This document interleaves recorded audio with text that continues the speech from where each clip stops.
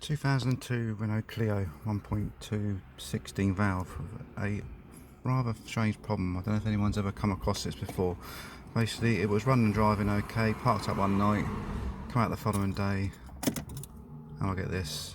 Literally, turn the key, will not start, but the battery light, stop light, is flashing. And basically, there's a clicking noise.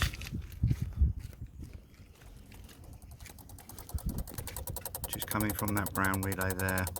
Obviously, if I pull the brown relay out, it stops the clicking noise, but it still won't start.